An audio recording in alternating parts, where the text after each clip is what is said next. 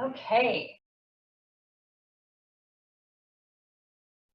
Hello, everybody, and welcome to week 6 through 8 on cardiovascular and respiratory systems.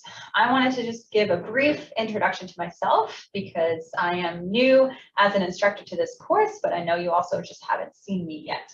So I am Adrienne Antonsen. You can call me Dr. A. I know my last name is not the easiest to pronounce.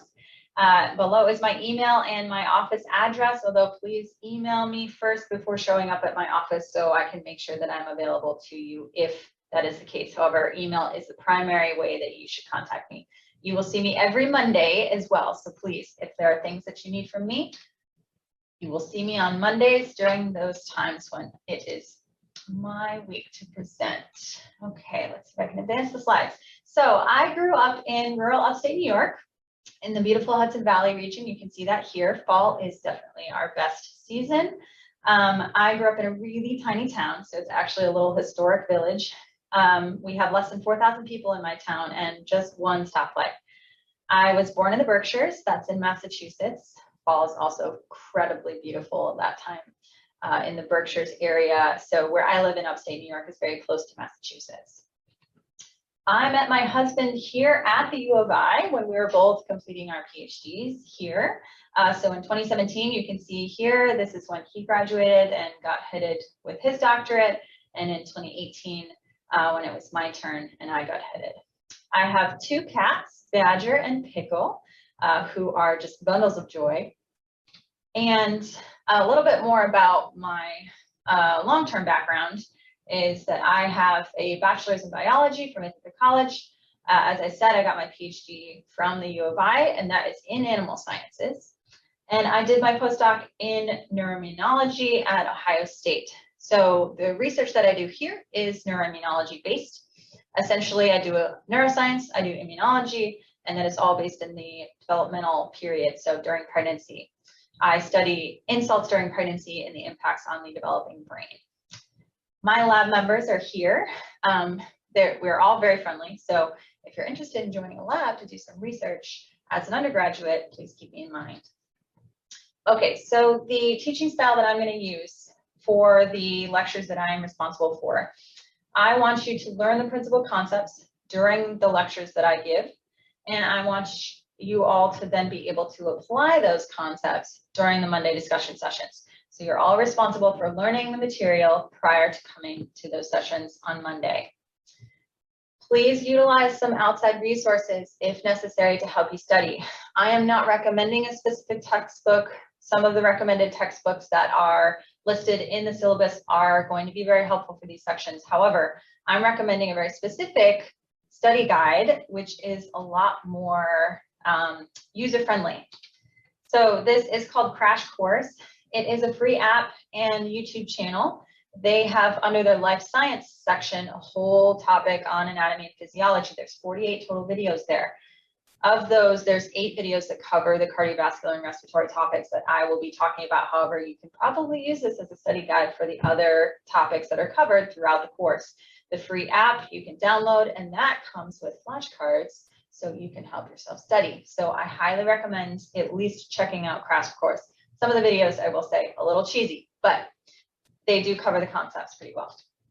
So when I'm giving the lectures, I will be recording just as I am here. You'll see my face in the video, and you'll see the slides showing up. I'm going to bold, underline, and capitalize significant terms.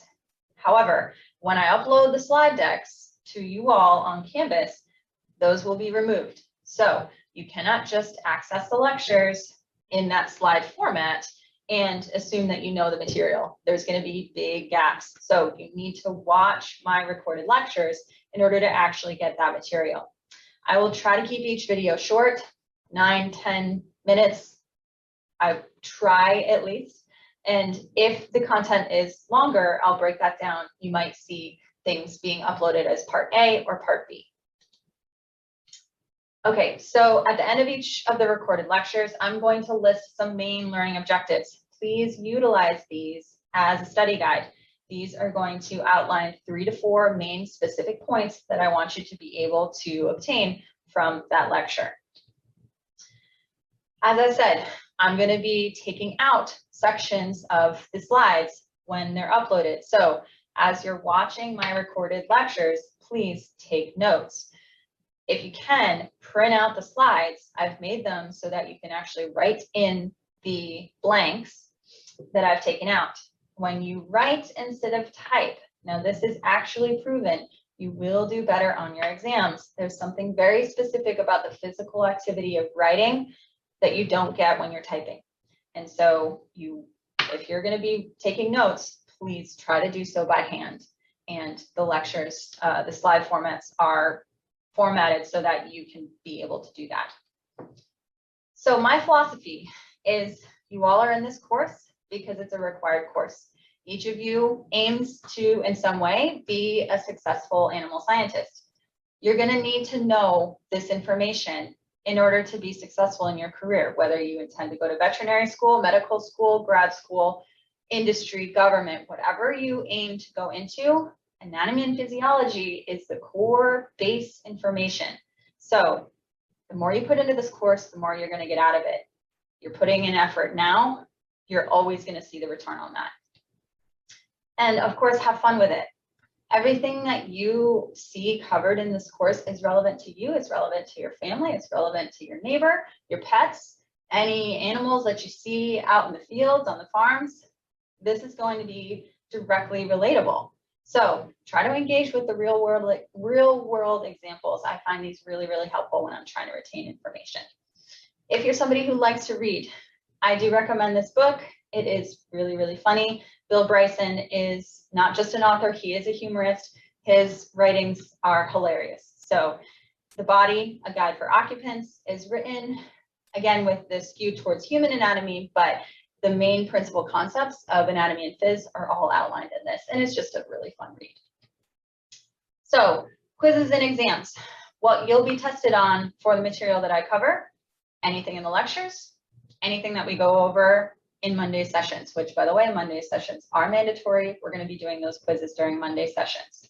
So everything's fair game. You have to pay attention. Again, I said I will give you the outlines, utilize those, but anything's fair game. Quiz formats. Each quiz is 7 points. For my material, I'm only teaching for 3 weeks. There's 3 quizzes. Pretty simple, multiple choice and true false format. I will tell you when I give you all of the quiz material, how many points each question is worth. Some might be worth 1 point, some might be worth 2, etc. So please come to the Monday sessions. These quizzes are a part of your grade. So you cannot not go to the Monday sessions and get better than a C. Your 3 exams throughout the course are worth 100 points. Your quizzes make up the other 1/4 of that.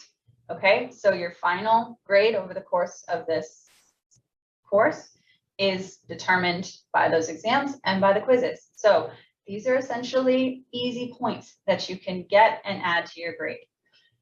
If you don't do the quizzes and you don't show up on Monday, you can't do better than a C. A C in anatomy and physiology is not going to get you into vet school, into med school, into grad school. Okay, these are really, really important principles, and administration's offices understand that as well. The exam format.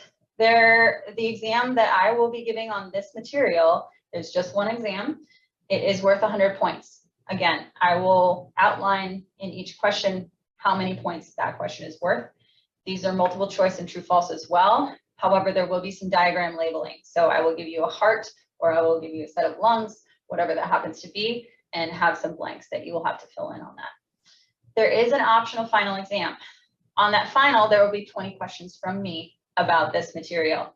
The final can only help you, it cannot hurt you. So that means if you hadn't done as well as you wanted to on one of the exams during the year, you can take the final. If you did better on the final, that will replace your lowest exam grade. However, if you don't do better on the final, it won't count, okay? So, but again, if you get 100% on every exam, but you don't do the quizzes, you're gonna get a C, okay? So please come into the Monday sessions. They're meant to help you engage with us and to help you learn the material and get those points. So another point about Monday sessions. This is for you all to have the opportunity to ask us.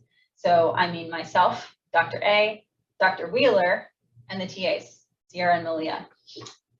Dr. Dean will not be attending the Monday sessions, but Dr. Wheeler and myself will be standing in for him. So please come to the Monday sessions so that you can ask questions about anything that was covered in the lecture that you weren't certain about, okay? Any question is fair game. There are no dumb questions. Please utilize that time. It's specifically allotted so that you'll be able to have access to us and ask any questions that you might have. Because of the hybrid online in-person format, we do not have scheduled office hours. So again, the Monday sessions replace those office hours times. If you have a question that cannot be answered during the Monday session, please email me, email the TAs, engage with us, because we all want you to learn and enjoy the material. If you don't take advantage of the sessions, if you're not emailing us with questions or clarifications, we cannot help you when the time comes and you realize that you need to bump your grade or you haven't done as well as you might have thought, okay? So you need to please engage with us during the opportunities that we give you. Okay, and don't forget, I am recommending this specific outside resource to help you retain this information, help you study. There's 8 lessons covered that are within the cardiovascular and respiratory systems topics. Even sometimes on Monday, you might see me playing some of these videos, okay? So these are quite important. All right, and have fun.